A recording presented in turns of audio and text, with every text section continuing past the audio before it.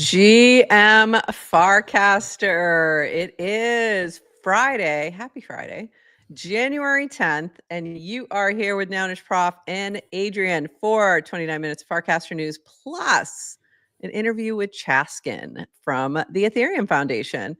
And Adrian, today is a big day.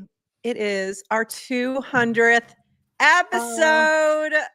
Yay, happy 200 to us. And behind me is episode 100 to kind of celebrate. We were just saying that this feels a little anticlimactic from our 100th episode. So, I mean, our 100th episode, we were at FarCon.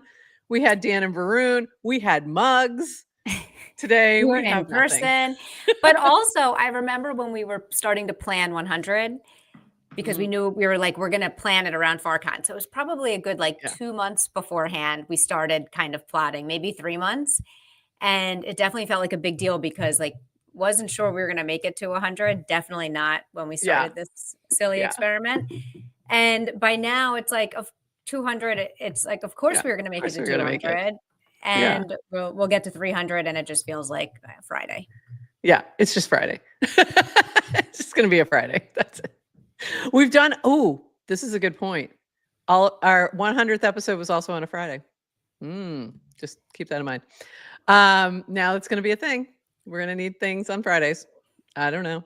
Just, I don't make the rules. Literally make the rules. That's not a step. Literally make the rules. And behind you is this beautiful photo. So you were off skiing and having a blast. And how is your ankle? For those that don't remember, my ankle got run over by a car in September. It was not a serious injury apparently, but it's been bothering me. And I was really nervous to get on skis because I've been active, but it's still bothering me.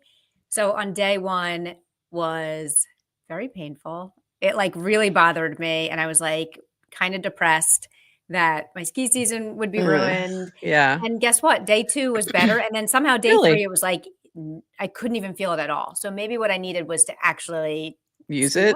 Yeah, I don't know. That's weird. But I'm surprised that it went in that direction. That's great. That's really good. So I'm glad to hear that because I was worried that your whole entire trip was going to be for naught. But I'm glad that it was going well. And I forgot to tweet this. So let me shoot this out and let everybody know we're live. And also, meanwhile, also NX, this happened. So if you miss this, so just so everybody knows, we're not going to put the audio on, but you can just see. So Jesse had promised that he was going to shave his head. He promised specifically the base god community, to be specific, that he would shave his head if we hit 10 billion TVL. And base did hit that number a couple months ago, and while they were traveling, and I think he just wanted to make this a bit of a more of an event rather than have it be sort of rolled into what they were already doing. Either that or he just wanted to keep his hair for the holidays, which also could have been a thing. The wife could have been like, please, after the holidays, darling. That could have been it as well. So he did finally shave his head. So Jesse is now bald. If we get to the end of this video, you'll see he's bald. So, and this stream was challenging. There you go. The stream was challenging. He had to restart it 3 times, but once it got going, it was pretty good. So, really funny that he actually did it. So amazing. Appreciate Jesse. If he says he's going to do it, he's going to do it. Frank, he looks great bald, by the way. He looks great. Fantastic. I mean, him and Brian are going to be just unstoppable. The unstoppable bald boys. I mean, let's go. Bald is based. Bald is based. Let me stop that. Because we can hear it and you guys can't. So this was from DeWoofy yesterday. I would like all of you to go and please press no. This was DeWoofy saying, should I challenge Nounish Prof to Words, the game on Farcade? And if you were watching the other day, please don't. Just don't. Please don't We'll challenge me to work. I Shut don't up. want to play. I'm actually asking for a forfeit button to be added to the game so that I can get out. Your Streisand affecting this, and everybody will be know. challenging you to words. I know, but it doesn't mean I'm going to accept the challenge. So there's that. I've warned you. I've warned you. This, Shout out Farcade, by the way. Just yeah, you taught me about what is it? Geo Crush? Is that the name? Geo of Crush. Geo Yes, Crush. You taught me about the Surge, yes, and it's thank everything. you for that. Yeah. Yes, I now You understand cannot how play to play that the game with any Yeah. success without using Surge. Surge is key. So those are the little lightning bolts. Get your lightning bolts ready. Yeah, because I was you away, need- so I listened to GM Farcaster and I Ah, learned valuable things. it's pretty good. It's a good Yes, show. yeah. I'd recommend it. They've been around. I don't know if you know. They've been around for 200 episodes. 200. Yeah, it's amazing. So definitely, yeah, you should definitely listen to GM Farcaster when you're on vacation. This from Dan DWR, new for Frames V2 view profile. Frames can now open a native within Warpcast modal with Farcaster profile information, followers, mutuals, and ability to follow, unfollow. Try it out in the Warpcast rewards frame. So you can click within the frame and you'll be able to get the different information about the profile of the person. So very cool. Nice little ad this week. And this from Matthew Fox. This has been coming for a bit. And he did have the pre-save where you could save this frame, like right when Frames V2 launched. But he just launched the actual Clankermon app, yesterday. And it is this is from Matthew Fox. Clankermon is an on-chain meta trading game built on a behavior you already do every day. Trade. Not everybody.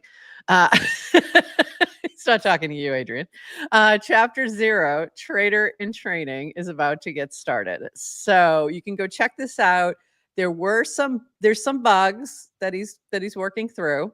But it's very cool. It's kind of this idea around you're growing your Pokemon kind of thing.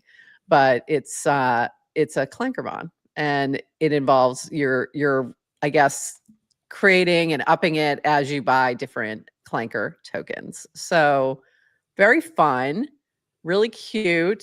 There's a professor. This is Professor Proxy, which I just think is hilarious. So Professor Proxy is the one who's greeting you, and then you download different things. And I only got a little bit into it, and I hit a bug, so I have to go try to find some time today to really dive in. But how fun! Like what? Looks so fun. So fun! Like what a fun approach to let's approach trading as gaming, as a game, and that to me is a lot more fun way to look at it. So, and hopefully it'll be a lot less painful when you lose money, because you'll have a cute little whatever. I don't know. A cute little Clankermon to keep you to wipe your tears. So very fun. Love this, Matthew Fox. Looking forward to diving in more over the weekend. So yeah. If anyone's playing Clankermon already and you have any thoughts, drop them in the chat. I'd love to hear. This from Drew Kaufman. I thought this was super helpful. Really, just watching all the images coming out of LA is just devastating. And we have a lot of Farcasters in that area, including the Merkle headquarters. So it's really kind of frightening. This was from Drew Kaufman. I lost my house in a wildfire a few years ago. Some recs for those evacuating. Grab your dirty clothes hamper. It's what you wear most. That was a really good idea. I never would have thought of that. Easy thing you could just pull. Sentimental items are definitely more important than valuable ones. You will forget things. That's okay. You'll get through this. And I just thought that was a beautiful sentiment. And I hadn't thought about the clothes hamper thing. It's very smart. I'll have to remember that for future hurricane moments. But really good idea. And thinking of you, thinking of everybody who's out there, it's just really kind of scary. So it's beyond. I'm like total gutted. Yeah. For everybody. Yeah. Bleh. It's really hard to watch. And I can't even imagine being there. It looks like a literal disaster movie. Like I have a worse than anything. a lot of If you wrote, friends and family, and it's like just here. It's yeah, brutal. it's It's brutal. just Yeah. you can't even. No. And looking at, honestly, it's just like, if you wrote this as a movie, it would seem like it wasn't real. Like, I mean, it would seem like, I don't think we can greenlight this. It's too unrealistic. I mean, it's so crazy. So just sending lots of love and stay safe, everybody. And if whatever we can do, let us know.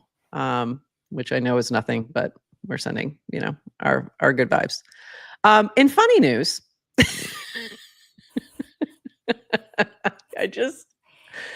oh, Brian. How it's going, how versus how it started. This is Dan kind of poking at Brian when he had said a while back that he was getting much better on Twitter, and he famously left Farcaster and he was going to go be a big star on Twitter. And then yesterday, my Twitter account just got suspended. Does anyone have any Twitter contacts? And this was Dan's response. I thought this was a joke. No, Speaking of it's like real. can't script a better narrative. What? No, it's real. It is very, very real. This was from Basil. Brian said, I'm back on Farcaster now. Where's my free money? And it's Basil said, Brian heard I was causing problems on Farcaster and came back to defend the throne. The throne of being the troublemaker is what he's referring to. And I'm just here to promote. He said, I like what you're doing. I'm just here to promote my new show.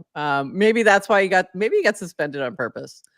Who knows? Oh, conspiracy theory. I wouldn't put it past him. I really wouldn't. He did not. Probably not. Probably not. He needs Twitter now. He does. This was really funny, and I'll let you all go and read it because it's long, but he's Brian basically talking about how Dan is his dad. And his crypto unironically, Dan is his father. And goes through like this is how he treated me through like early childhood and adolescence, teenage years, adulthood. By the way, like you speed ran life. And like speed ran it. Like, and are we claiming that Brian is in mature adult life? I think that is a way big of a leap. Way too big. I think not. Read Dan's reply. I love the prodigal son has returned. Difference in beliefs are still there. Solana better, but growing as adult. Respect goes deep. Dad is angry and disappointed. Clarification. I was never angry. Maybe a bit disappointed. Classic dad. So apparently, as part of this, even though Dan was kind of ribbing him about getting suspended on Twitter, he also was trying to reach out to his contacts and help fix it. So yeah, there you go. But I just enjoyed the whole thing. It was quite funny. And I think it's January 20th that they're launching their next show on Twitter, on Unlonely, I should say, but using Twitter as the main platform to share it. Lamb Chop had posted that she's going to be one of the contestants, sort of repping Farcaster. And then this happened. So, it's kind of honestly perfect. It's pretty perfect. So there you go. Thanks, Brian, for the entertainment per usual. Oh, good segue into this next cast. Yeah. So, Garrett, what? So this was in response. Let me step back to Dan's original cast first, and then we'll get to Garrett's comment here. Dan had said he had asked for, and sorry, this is long. I didn't realize how far down it was. Oops, I think I lost it. This is never mind. This is something different. So Dan had said, we haven't figured out a repeatable value prop. For some people, it's the people that doesn't scale. For some people, it's make money that's not consistent enough for every user. And then this went to this. What do you think Farcaster's main value prop is? Here's my take, but I think it could be refined. You should use Farcaster if you want a social network with a wallet attached to your account that makes it easy to transact with people and applications in an open and permissionless manner. And then TLDR had a little bit more to add here. Farcaster is a social network where people can build absolutely anything directly into a social feed. Every user has one tap wallet that can make one tap transactions right when they see something interesting. It's where you'll find the most cutting edge experiments with tech like AI agents and community tokens. Kind of love that. Adrian, what do you think Farcaster's value prop is? It is when you get deplatformed on Twitter, you can just hop over to something and like a Supercast or Recaster or an alternative client, and all your followers are there and they can see it, because apps will get things wrong and you can port your followers with you. I say this as someone who like doesn't expect to ever get deplatformed, but it's really important. Like for me, like the ability to take control away from corporate platforms, like the corporations, and give more control and power to the user of social media. As we know, users are the ones who've created all of the value and content of these platforms, but we do not get to share in the upside. The platforms have all the control, and I don't like that. Yeah. So I think, Brian getting suspended on Twitter is a perfect example of one of the biggest value props for Farcaster, is that even if you get deplatformed from Warpcast, you could still use Supercast. You can use Recast. You can use other platforms, other clients to still access the main protocol without losing any of your social graph. So yeah, that is important.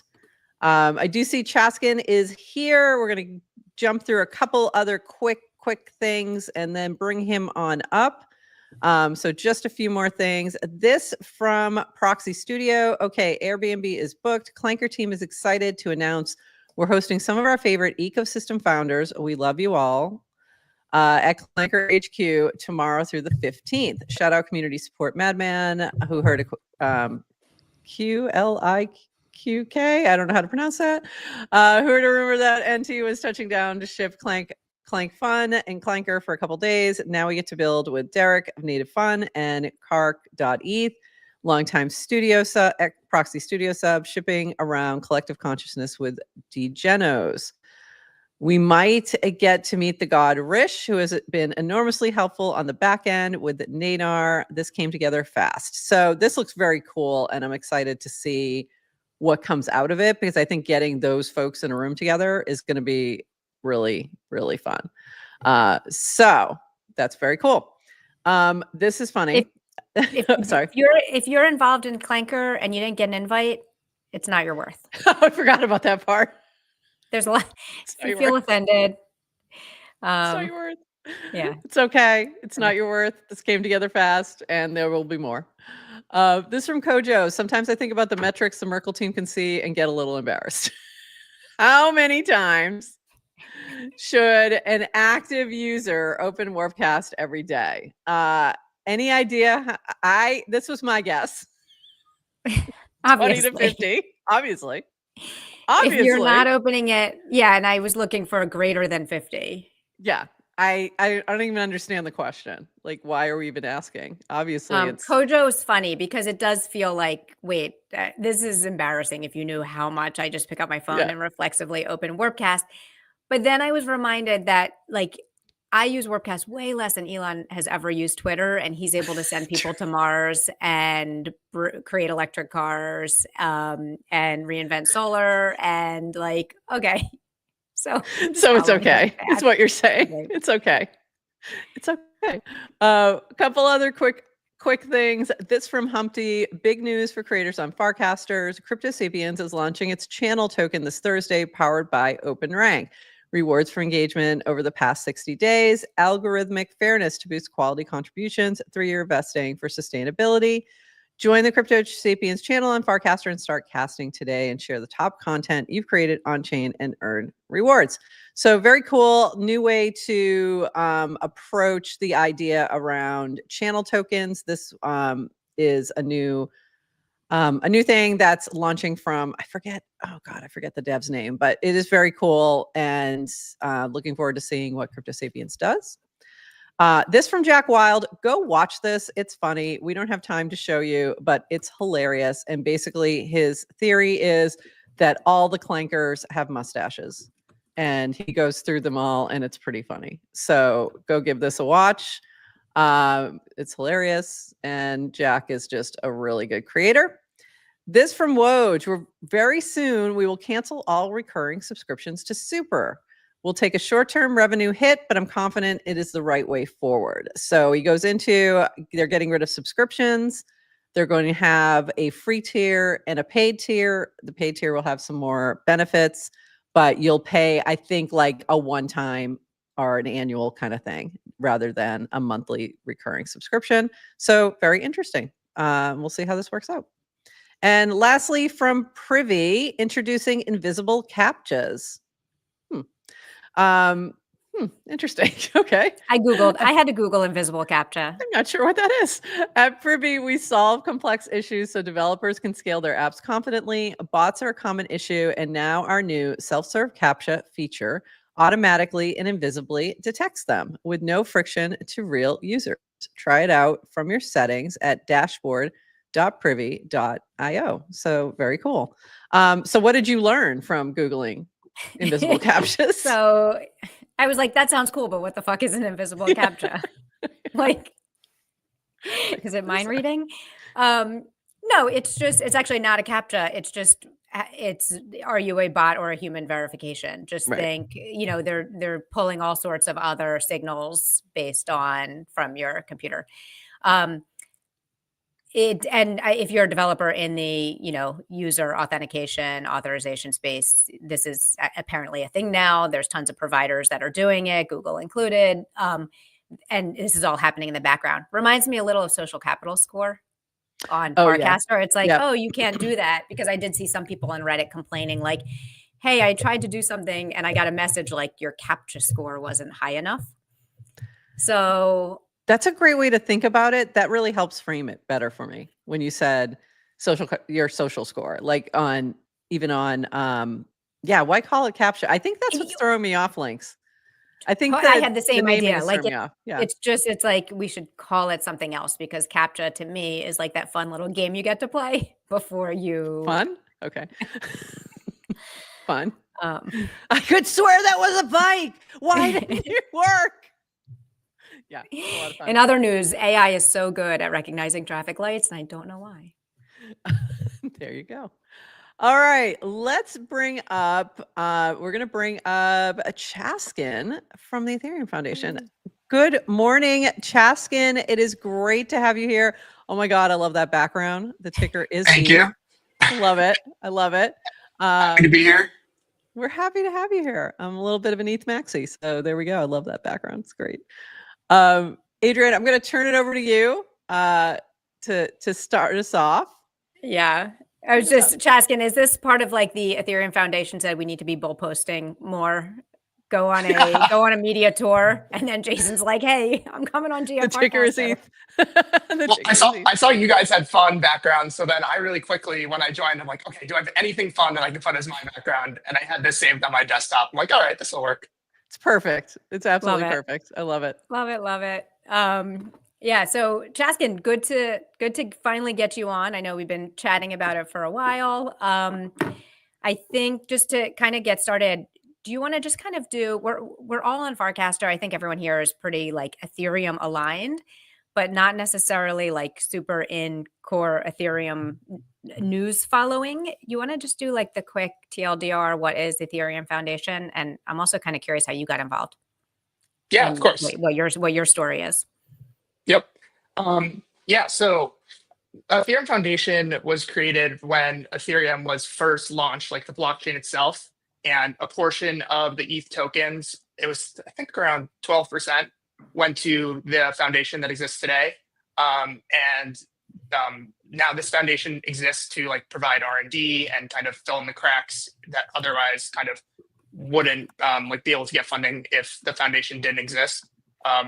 Because one cool thing about blockchains that is like very underrated is the fact that they have a way to like print these tokens for like Bitcoin, ETH, and then those tokens can pay for its own security.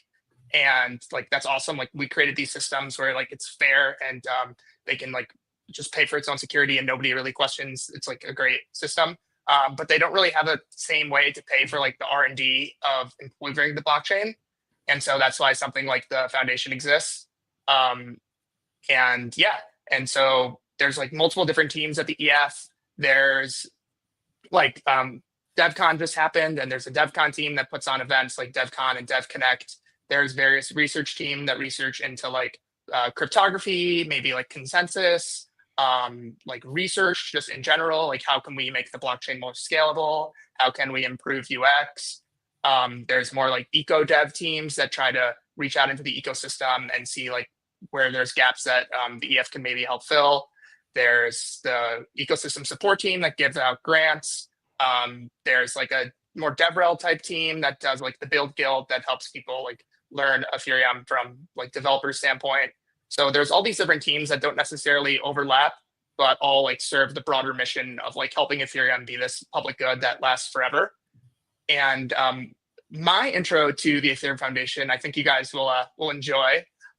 So I've been in the Ethereum ecosystem now for about 2 years, but the first year I was kind of posting.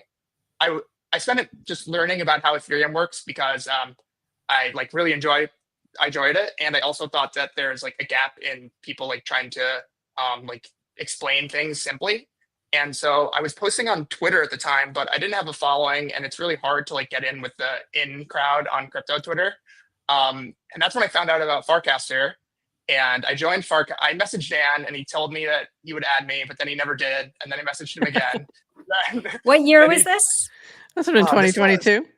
Yeah, it must have been 2022 or early 2023. And then he finally did, and I posted a couple times, and I still didn't really like get any traction there, and I didn't like find my community there. But the second that channels were added and there was an Ethereum channel, I finally found like a place where I can like reach people that were also interested in the same thing that I am, and they didn't care that that I didn't have like 10,000 followers on Twitter or whatever. They just like found my post really valuable because I was just like posting threads about like upgrades that were happening. And so I was doing that, and I was writing about Ethereum. And then now my boss today posted in the jobs channel saying that he's looking for somebody to work with him at the Ethereum Foundation. And so I sent him a DM on and he posted on Farcaster, yeah. And I posted, Cool. And then I sent him a DM, and and I ended up getting that job. And now I've been at the EF for about a year. I love when people find jobs and co-founders and things like that on Farcaster, and it happens a lot. Speaking of value propositions, Farcaster, I love that. I absolutely love it. So you were just kind of posting because you're passionate about Ethereum and just sharing what was going on, and then it led to this is amazing. I love that. Yep. And I think it shows, and again, although we're proof of stake now, it's proof of work. Right. And that's the other thing we always talk about is, Farcaster requires proof of work, but so does, if you're looking for a job, that's the best way to find somebody who is going to be a good fit is somebody who's already doing the thing and they love doing it just for the passion. So that's awesome. Yeah, it works well. Like, Classic. I could say in the interview that like I love ETH and I talk about like Ethereum all the time, but he could just scroll through my Farcaster at the time and be like, okay, this person actually is talking about Ethereum all the time. Like he means what he's saying. Yeah. Yeah. The talk, you walk the walk. Yeah. That's awesome. That is classic Genius story. Yes. Right. Which is like you're showing up, you're able to kind of, it's because you're, aligned to something and interest that everybody else is, start contributing, and now you have a job. Love it. Absolutely love it. By the way, Lynx, we do love this story, and I'm bringing this up because Lynx was trolling earlier, asking if this was a marketing interview, and we don't do that. We only bring up interesting people on Farcaster. Yeah. No, this is a heartwarming story. Yeah. I said, I don't even know what does he mean by interesting marketing for ETH? Yeah, marketing ETH. Yeah, I guess. Oh, that's funny. Yeah. Yeah. And then I didn't do a good job then by making this my background to play into that narrative. Yeah, that's funny. So I do have one quick question because you mentioned have a like question. Ethereum Foundation does DevCon, DevConnect. Do they also do ETH Global, or is that a separate organization? No, that's a separate organization. Okay. I wasn't sure, like, I know like ETH Denver is a private thing. I'm just trying to, I was trying to figure out like where they fit into all of the different events and conferences and things like that, and what's like official and what's not. So thank you. Yeah, it's confusing. I don't blame you. Yeah, I wasn't sure. Go ahead, Adrian. Sorry. Yeah. Oh no, Chaskin, I just was curious your background, and I know your angle is explaining, right? How do you kind of explain complex topics to people, to a broader audience in simple terms? Is your background do you have a writing background, dev background, politics, Yes. philosophy? Where are you coming from?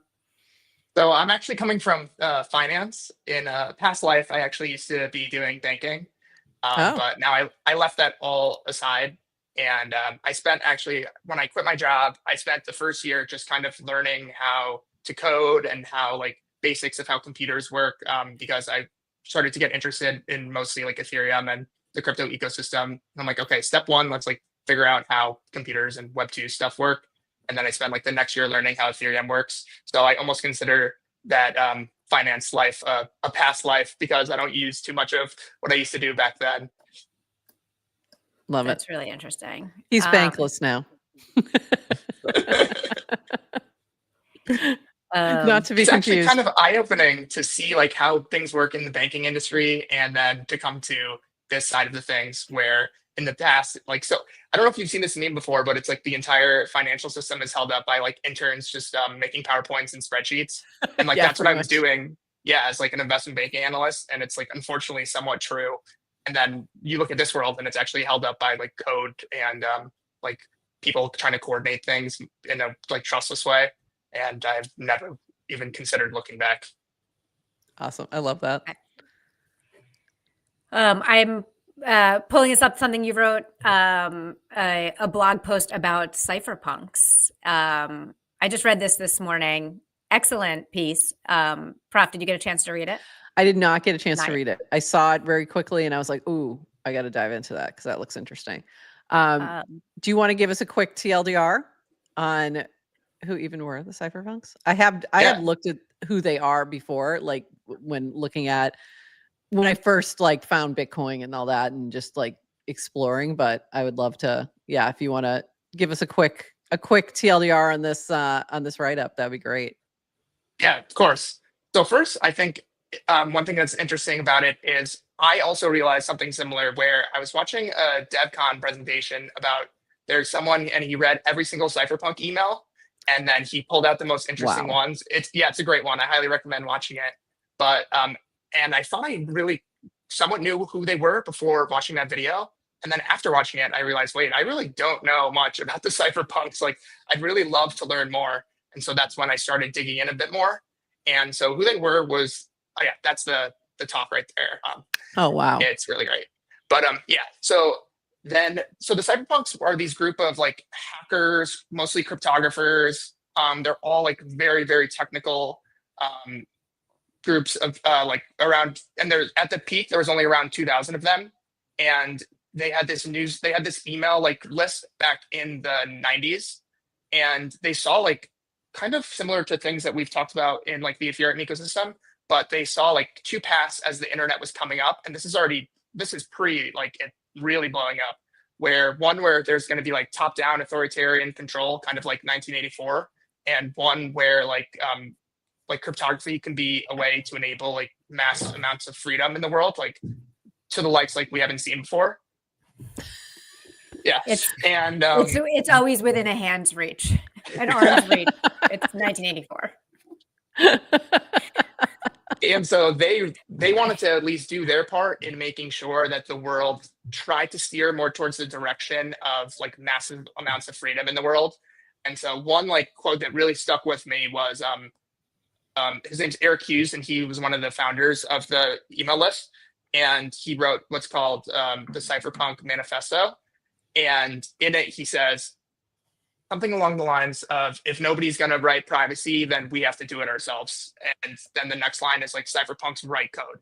So they were about like writing code. Yeah, that's that very first line. They were about like writing code, making things happen, and they were like willing to go to jail over like this cause, because they believed in the end like what they were doing is correct. And that's almost similar to what we're seeing in Ethereum, where so many people are like I don't care that like Gary has just been like blatantly doing like things that are unconstitutional for the past 4 years. Like, I'm gonna do this anyways. But they took it to extremes. So one thing that was cool about them was there was this case in the 90s where they were going after some of early like privacy code, and they were trying to make the argument that code is free speech, and the government was making the argument that cryptography code is actually like weapons code and can't be exported to other countries. And they're like, no, like, this is insane. Code is free speech. So some of them were getting tattoos of the like the cryptography algorithms, and we're like, Oh, wow. okay, am I now not allowed to travel to another country? So like, they were the walking the walk when it came to this stuff, and they ended up winning. And so now code is like free speech in our like legal framework. And so the technologies that they themselves built haven't had like lasting impacts. But I think like without them, there would be no like VPNs. There would be no like secure communication on the web. And so like, they were really the ones that started that movement. And so I find their work like really inspiring. Love it. I know that like Julian Assange was one of the cypherpunks. So just to give maybe a real world context to folks who may not know, like that, WikiLeaks was part of that whole movement, as well as Bitcoin. So yeah, very cool. I have to dive into that. That's super interesting. I got some reading for the weekend. And yeah, it was a great piece, Jason. And he also linked all the yeah, I saw that. kind That of looks documentaries. amazing. Now I'm like, great. Now I guess I know what I'm doing this weekend. Yeah, I have diving to go in. watch them all myself. I didn't know about PGP, pretty good privacy. That like I was a dev in the early 2000s, and that was like the first encryption algorithm we used, like to just. I think we were like encrypting passwords in a database or something with PGP back in the day. Wow. Had no idea that it was something that came from like that people were willing to go to jail for. Yeah. Like I just assume that like you just assume encryption was there and always, but yeah, I think so there was good point. Shame that a large portion of crypto people forget about cypherpunk values. Yeah, we need to get back to. I think I don't think it's forgotten. Wrote something recently about that, not that long ago. We need to get back to cypherpunk values. So yeah, I think there's a movement towards getting sort of back to the roots. Yeah. And it kind of makes sense, just because like it was started with cypherpunk values back now like 15 years ago. But now there's like, the truth is this ecosystem is like just has so much VC money and so much like people that only found out about it because of like Buttcoin or something. And so they don't even know about the cypherpunks at all. And like, I don't blame them. So that's why I wanted to write that blog post, because I didn't really know about the cypherpunks. So I'm sure other people didn't as well. Yeah. Yeah. I don't know in detail. So I just know like basics. So I definitely, I'll have to dive in. That's super interesting. Yeah. Adrian. And I would just push back. It's like, I don't think people are forgetting the values. It's people don't know. Yeah. And that's I think why some just didn't know. This, like writing the blog posts and sharing and talking about it here. Like Naomi, I know you know what cypherpunk values are. So make sure you guys go give this a read. But go give that a read. And one last thing I'll add to that too, just to come full circle, is that they had like two things that they really wanted to bring to the world that they thought would like add the maximum amount of freedom. One was like private communication online, and then the second was like a borderless currency. And so that second one is what led to Bitcoin. And now I think that like a borderless currency that like can't be shut down, like that's important. Like one of their lines was like, we build systems that are decentralized because they can't be shut down. And so I really think that like Ethereum is like keeping that dream alive of like being this like borderless currency that can't be shut down, because Bitcoin has pivoted to like digital rock, and the other alt1 currencies like don't really focus on the can't be shut down part. And so I think that ETH is like keeping that dream alive. Yeah, for sure. Adrian, what? Um, I'll turn it back over to Yeah, you. well, I'll say, well, just to plug it, everyone cue it. I just said cue it up for your weekend reading. It is good stuff, and share it. And yeah, it really spoke to me, just the cypherpunk values of like I had written this down, now I can't remember what it was, but just the idea of like technology is where progress is, and kind of the need to fight for freedom and privacy. And it was above if you scrolled up a bit. did I write? Yeah, I think you included it in I literally the put cast. it in my cast. Okay. Meaningful progress doesn't come from lobbying or electing the right people. It comes from technological innovation and adoption. That's just been one of my kind of personal like drivers, I think, that's driven me too, which is really kind of using technology for good.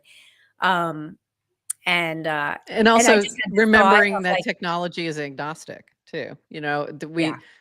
a lot of people want to, you know, this is evil and this is good technology, and it's doesn't work that way. You know, technology is agnostic. It's the people who use it in different ways. So, and as I was reading it, it's just, I like to think I live my values, but like, would I go to jail? Right. And I could be like, yeah, I would. Like, but would I? Like, am I leaving my kids to go to jail? And it's something to really think about. So I just probably not.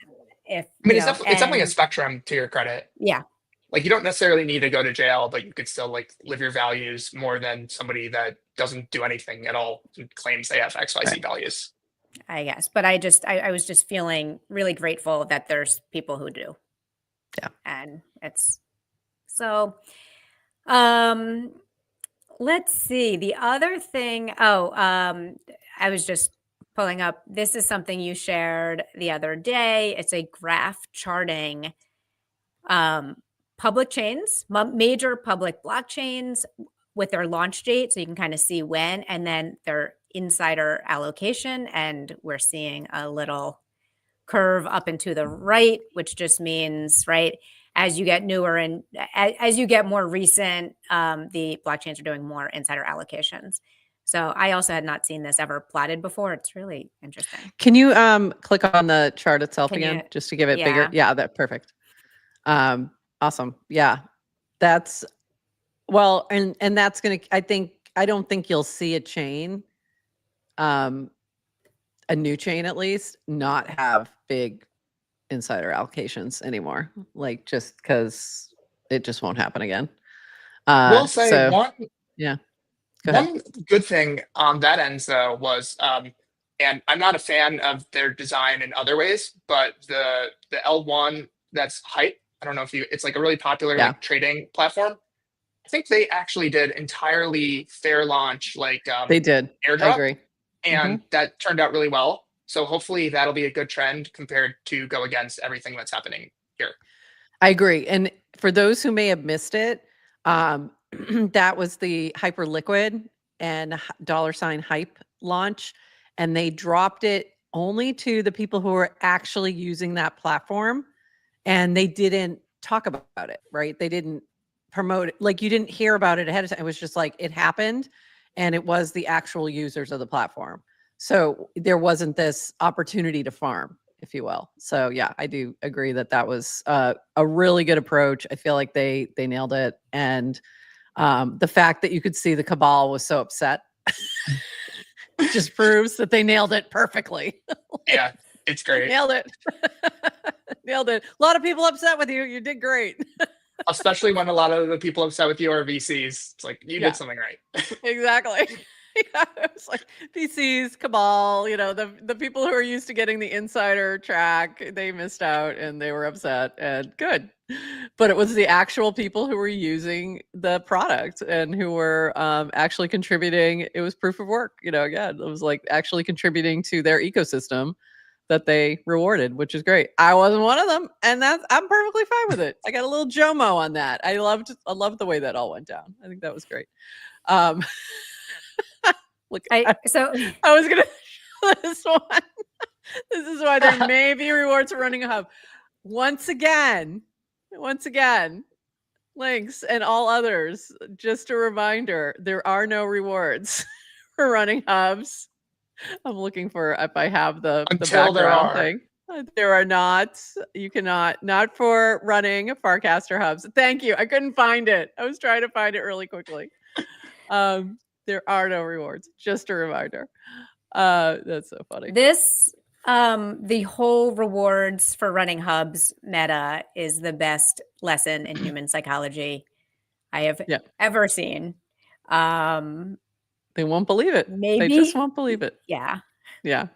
That was interesting from Naomi. I didn't know that. Unfortunately, Hype's validators mostly sit in AWS data centers in Tokyo, so decentralization is not their forte. Yeah, that I did not realize that. So yeah, Yeah, that's I agree. I was commenting solely on the token launch. yeah. I Yeah. feel like they did How's their token launch Ethereum? well. Yeah. Yeah. Chaskin, how's Ethereum doing these days in terms of kind of decentralization from a data center perspective? Like, where are validators sitting? Oh, that's a good question. know? I'm actually not sure. There's definitely been like looks into that and studies into that, but I'm not sure off the top of my head.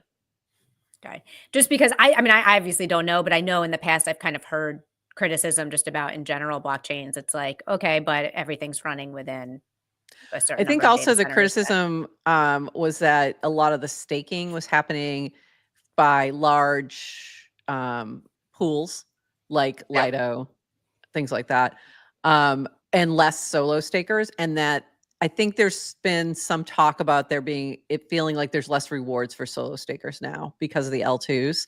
So I think there's just some incentive realignment that might be needed to ensure that we have those solo stakers still, because I feel like that's the best way to decentralize in my mind, is to have more of those individual, but it's still not easy. It's not accessible for everybody because it still takes a significant amount of ETH that you have to have locked up in order to do it, and that kind of stuff. So that plus diminishing rewards, I think is gonna need to be sorted out, it seems like. But yeah, so but for now, but you can also stake in many ways. So It is worth not a bad noting thing. though, if you look at the like stake distribution between Ethereum in proof of work and Ethereum in proof of stake, it's like night and day when it comes to decentralization.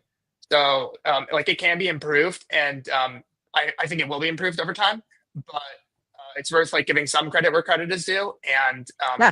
it's gotten greatly more decentralized ever since proof of work. And even if you compare the decentralization of Ethereum to Bitcoin when it comes purely to like staking and proof of work, like Ethereum is light and day more decentralized in that category. So that is cool to see. That's great. That's great to hear.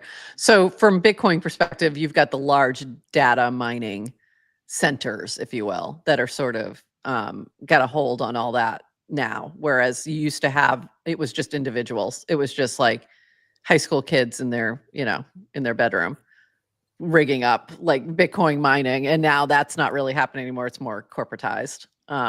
So yeah, that's a good point. Ethereum definitely is better in that regard. So great point. Go ahead, Adrian. I think you had something else there. You're ready to. I did. You forgot what it was. I just forget. Yeah, I forget. Jason, I wanted to ask kind of about just crypto Twitter these days and Ethereum, and where are you? Are we getting enough Ethereum people on Farcaster? I think we could do a lot better, and I think I'm included in somebody that should be doing a lot better in trying to get more Ethereum people on Farcaster, especially because you can have so much more productive conversations on Farcaster. It's literally night and day compared to crypto Twitter. It's just everybody trying to dunk on each other. Like I posted this really long tweet on crypto Twitter the other day, and then I reposted it on Farcaster, and then I was having a little bit of like a positive back and forth, like constructive talk with Zach. He's like the guy who founded Base Paint, and I think he works at Eigenlager now. Yeah. And at the end of it, he's like, sorry for writing so much. And like, I'm like, no. This is like where we can actually like have a productive conversation. Like, this is why I'm on like / Ethereum. So I can like have these positive sound conversations. And so, yeah, I think we can do a much better job of getting more people in the Ethereum community on Farcaster. Hopefully that'll change as crypto Twitter, it seems like toxicity just keeps going up and to the right. but we'll see. Who knows? I know it's hard to get. I think the drama of crypto Twitter is hard to look away from. Yeah. So like I don't go there for productive conversations. I go there for the entertainment, but not necessarily for productive conversations anymore. But it's still entertaining, and it's still where a lot of things are happening. But I would love to see, more of especially the big thinkers in Ethereum. Like we need you there. We need you over in Farcaster, just chatting and just talking about, how we can keep progressing. So come on over if you're watching. Did you see Dan ask about kind of feedback on why he said he noticed an uptick in negativity on Warpcast or Farcaster, and he was asking for feedback. And my sense is like, I just think negativity has gone up in the world. Yeah. Like it doesn't actually feel related to Farcaster so much. No, not at all. But one thing I actually wanted to ask you guys about is the Twitter algorithm is open source, and we know that they're like promoting content that kind of drives hate to the top. Yeah. And so that's why we're kind of like shining a big spotlight on the negativity in the world. But to Twitter's and Elon, honestly, because I think he was the one that did it after he bought it. To his credit, he at least open sourced it. So like we always kind of thought that, but now we actually can see it. And there was even somebody that he went like really viral in the Ethereum world as being kind of like a ETH is bad person. And then he actually openly admitted to being like, I was just kind of trying to rally people up. Like the algorithm's open source and I wanted to gain my following. And I actually respect him for being honest about that. Wait, who said that? And then so his name's we Matt. don't respect that. Well, yeah. I mean, sorry. Okay, I thought we were sorry, and I thought you were talking about Elon talking. I'm like, when did Elon? No. This was somebody in the previously in the Ethereum Ethereum was community. like, right. It was just now. I think he's in a community that fits him better. So he's now in Solana. Got it. Yes.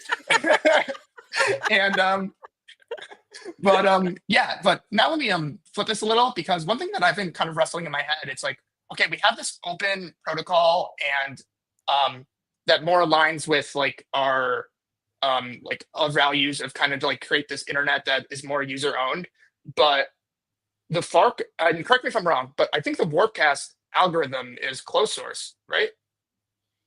Yes, it's not. And I so- don't think the algorithm itself is open, and that is as a spam protection. So for now, I see. but they're pretty open about talking about aspects of it. But the reason that it's not open is for that, is like to make sure that it can't be gamed for, negative purposes. So good point. Like as that was a great point about Twitter's algorithm. Yes, it's open, but now people know how to game it. So that's the issue. But I'm wondering, is Warpcast doing a similar thing because it drives the most clicks, which is like why Twitter has it in the first place, where they're like shining the light on the most like controversial thing that like rallies you up the most? No, I don't think so. Think so. No. And I just don't think there's enough content on It's true. Farcaster to even be there. Yeah, no, I can't see that would be something they would encourage or try to highlight. It may happen, but more from the people perspective. Like things are going to trend. They might trend if it's negative. They might trend if it's, they trend for many reasons, but I don't think they're trying. How naive of us. Could be. We could be being naive here. Okay. Next time we have Dan on, a good question. Let's remember this so that we ask him directly next time we have him on. We'll ask him about the algorithm and if there's anything into that. Yeah, I need to defend myself to links. I did not say they would not do it. I said, I don't think they are doing it now. Yeah. And going back to like, why do I want to spend time on Farcaster and why do I want to help will it into existence? Is because I want to, I believe in the don't be evil versus can't be evil mantra of kind of code and kind of the promise of open protocols and blockchain networks. So I don't think Dan is that evil right now. I put a lot of trust in him. I appreciate his vision and his execution, and I'm here for it. Would I bet my life on any one person to never not be evil? Of course not. So It happens. I think we are so far. I think we're just years and years and years away from the point where where I think where Warpcast gets beyond evil, but I need to protect myself to say, okay, well, if Warpcast gets evil, I need to know and believe that I can spin up another client and Right. and just have a group chat with Nounish Prof all day long on Farcaster that no That one would else work. needs to see. That Yeah. would work.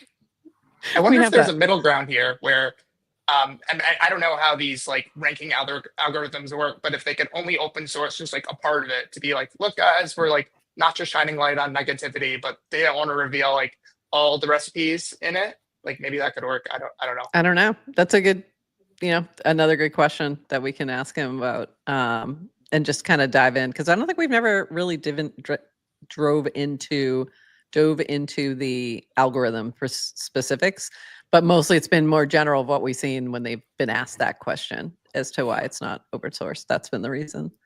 So I think that would be interesting, though. For sure.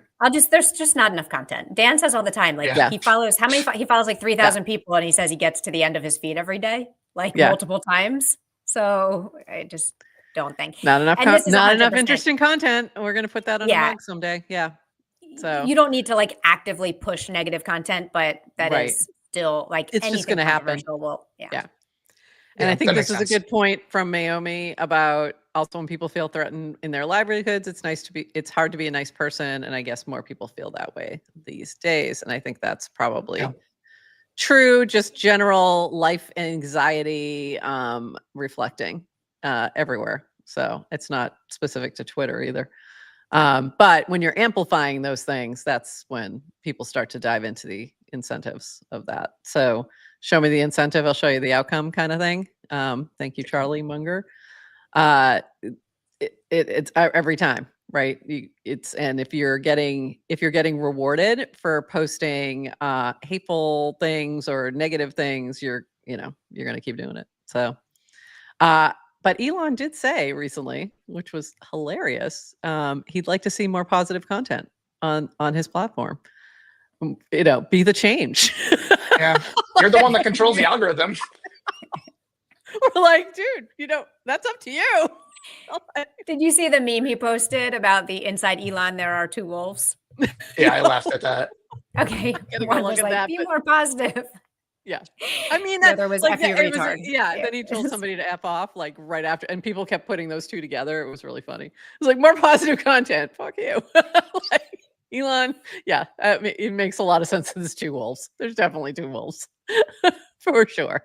Let's feed the Well, to come a bit Yeah. full circle, it's a good thing that we have some like credibly neutral, decentralized things in the world that don't really Definitely. need to like rely on like I don't know, money and incentives and all that stuff. Exactly. We're getting to the Twitter. top. One to final the hour. point on Go ahead. Twitter. Yeah. Wait, one final point on Twitter, because we love Twitter. We do love Twitter. I mean, a lot of you are watching on Twitter, and we appreciate you. We thank you. And I think one of the things like Elon really has been doing just is pushing for transparency. And which I do you appreciate. can agree or disagree with his politics. I disagree with enough of it, but just pushing for more transparency is always good. Sunlight is the best disinfectant, and that's great. And the only thing that I object to is this is me trusting Elon because he's got a track record that that's what he believes in, but I still want to put my faith in code over humans. Yeah, I agree. And who knows, maybe in 3 years from now, somebody not Elon will take control of Twitter and we like don't agree with them on literally anything. And yeah, you just don't want someone where there's one person pulling all the levers. Yeah. And to be clear, I disagree with a lot of Elon's politics, I should say, but I have a lot of faith in him as well. So whatever. All right. What else? What did we miss? I really wanted to ask you, Chaskin, for those of us who are Ethereum maxis and love Ethereum, what can we be doing on our side to help you or to help the Ethereum Foundation get their message out, or just in general, like things you want us to be aware of or dive into? Yeah. Well, first, I would say you guys are doing the right thing of claiming to like being the Ethereum maxis in an Ethereum ecosystem, and then using Ethereum products. Too many people will like claim to be Ethereum whatever, and then they just like haven't casted since 2 years ago or something, Yeah. and haven't like opened their MetaMask in 2 years or whatever your crypto wallet of choice. Um, so one thing is just like practice what you preach, and there's so many like products out there even beyond Farcaster. Like one I've been playing around with a lot that I've really enjoyed is called Fileverse, where Ooh. it's like a decentralized like Notion / Google Docs Slack competitor or whatever you want to call it. And it's like a really good product, and it's really nice to know that like I actually own my files, and if like Google's data storage didn't get bombed tomorrow, like I would still have access to like all my stuff that I like really value. So I really enjoyed using that, and so um, that's one thing. And then I'm not sure. I mean, you guys Meta David, we still like MetaMask. Stop. It's fine. Yes, we like all the other wallets too. Rainbow, Coinbase. Let's just mention them all just in case any of them want to sponsor. Magic Eden has Rabby. a wallet. Uniswap has a wallet. Rabby wallet. All the wallets. We like all There's the a wallets. bazillion wallets. I When I go still to use connect my MetaMask wallet as these my days, main wallet. it's just So yeah. Yeah. Just wanna, you know, like no shade to any of the wallets. We love them all. this is actually the biggest problem with MetaMask is as soon as you say it, and we have it in our I know. transcript, we're gonna get spammed, and That doesn't it. happen as much That as sucks. it used to, and it never happens on Farcaster. You don't get, that used to be the biggest thing on Twitter. Like you'd mention MetaMask and you'd immediately have 17 replies, just looking to drain your wallet. So yeah, if you're unfamiliar with that meta, just to make sure everybody knows.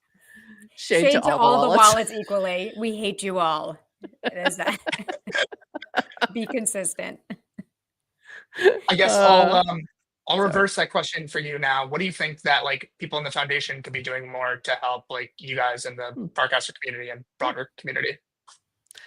I don't know if there's anything off the top of my head. I do like that. I feel like there's been a little bit better communication. That's great.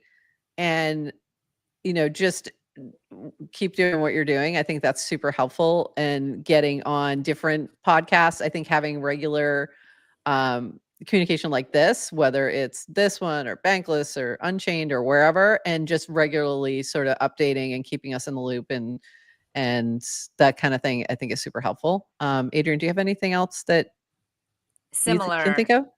Yeah, I'd say similar, which is make it easier for us to follow what's happening in Ethereum. When I first got involved, I was so hungry for information, so I actively seeked it. And maybe I could still do that today, except I don't have the same need for knowledge because it's like I understand Ethereum and I kind of have this. So, and then what happens is then I don't follow and I don't actually know what's happening. So I don't really.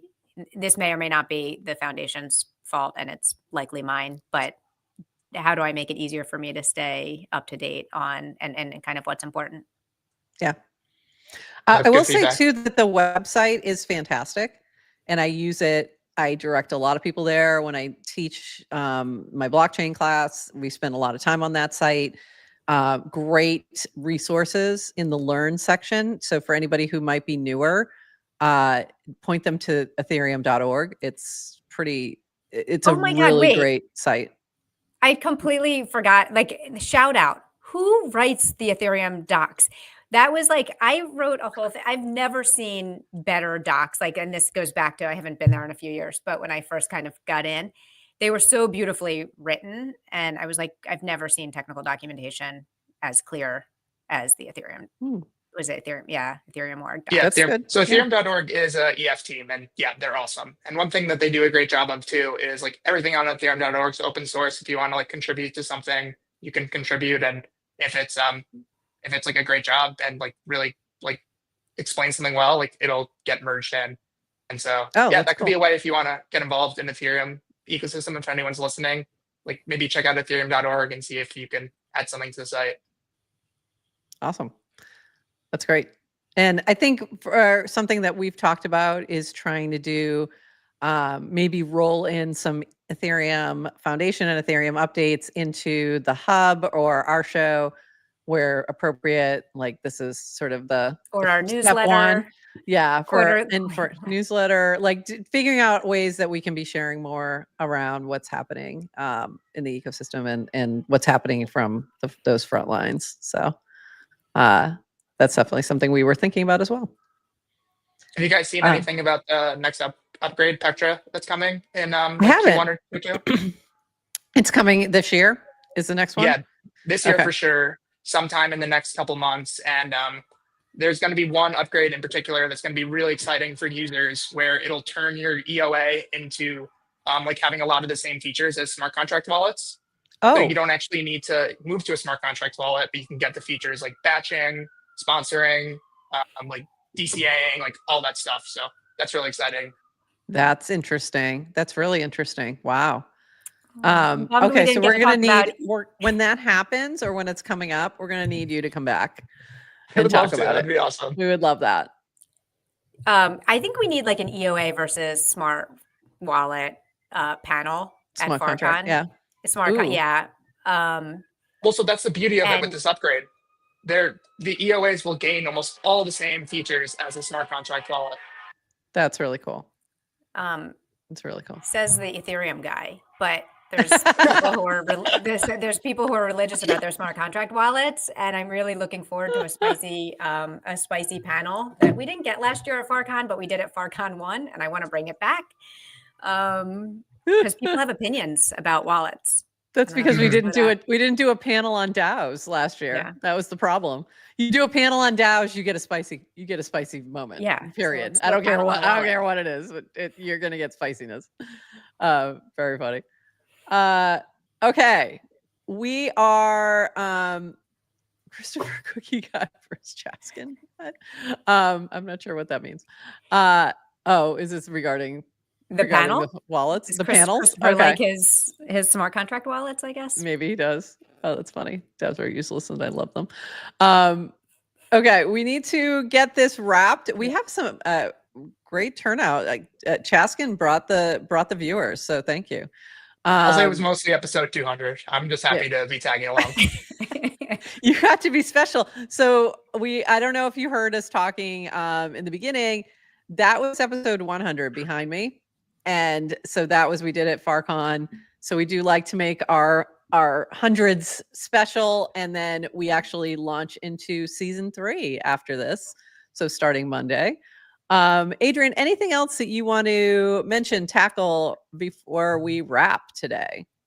No, I think we covered it all. Chaskin, appreciate you spending time with us. A really great conversation. We got to do it again. The chat was on fire. Love you all. You guys are amazing. Are funny. You are so funny. Always. Always, always, always. And Chaskin, if you want to hang out a second, we're going to wrap, do our little closing. Yeah. And then Links is here for Chaskin. But Naomi's here for us. Naomi's here for us, regardless of guest. Inside our audience, there are 2 wolves. One is Links and one is Naomi. Pick your side. Pick your wolf battle. And again, thank you for 200 episodes. Hard to believe. Incredible. We made it. We'll be back on Monday at our regular 8:30 time with the first episode. It'll be episode 201, but it'll be the first episode of season 3. We're going to make a few little changes, little upgrades. And we're excited about that. So with that, Chaskin, anything else as we wrap up here today? Yeah, just one last thing. If anybody ever has any questions about Ethereum regarding literally anything, I genuinely love talking about Ethereum. So feel free to reach out, Farcaster, whenever. Just tag you, DC you, whatever, and all the above, and have at it. Yeah, amazing. Well, thank you so much for being here. We love having you here, and it's been great to chat. And we look forward to having you back when we have some Ethereum news. Let's make sure we roll you back in so we stay up to date ourselves. Adrian, anything else as we sign off episode 200? That's it. Happy 200. Happy 200, everybody. Happy Friday. and we will see you back on Monday. And with that, everyone, bye-bye.